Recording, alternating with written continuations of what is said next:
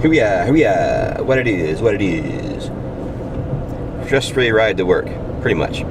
I mean, you know, work and daily life existence always has stressors involved. That's part of it, but, you know, it's good to have not a lot of traffic and shit. There's can I get it, the camera, the spy camera, they're spying on Canada right now.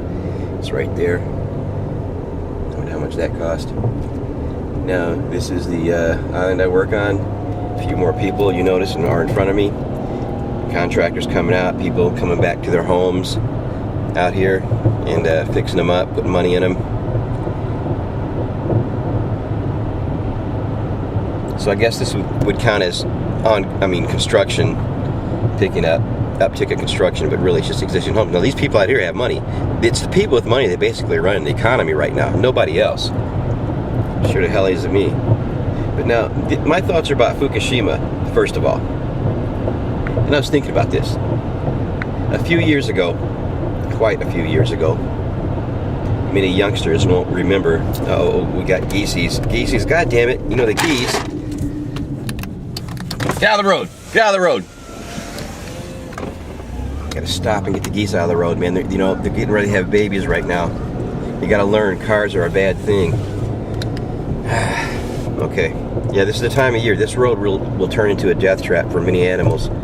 And there's a few people like me, we'll try to, you know, scare them away, do what we can, but people fly through here 55 miles an hour and they don't even stop. They don't even look where they're going. They're all on their cell phones. But anyway, that's another story for another day. Ronald Reagan, quite a few years ago, said that in a speech, he mentioned if an alien force from outer space and all this was to attack the world, or we knew they were coming and they were meant harm to all humanity and the whole world, would we unite as the human race and forget all our religious and ideologies and differences and unite to fight this force? And he said, I think they would. Now, and of course, I had used this analogy for Fukushima before many times. Would the world come together to save ourselves from this radiation leaking out of these, not just Fukushima, many other places, but would we unite and stop it? And of course we haven't. Now, let's reverse what Reagan said, and if a planet, let's say one of the moons of Jupiter has life on it, and we received a distress signal from this planet saying, you know, please help us. We're a human race just like you. We've been here. We could tell you a lot of things, but we're somehow being destroyed. We need help. We need you to come get us, or something like that, right? Would we unite and try to find the technology to get there and rescue this race of beings? Would we do that? And we might, because in the interest of science and curiosity, it probably overwhelm us.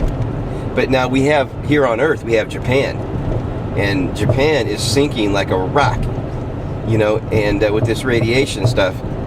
And it may be uninhabitable in whatever. I have a speech impediment, people.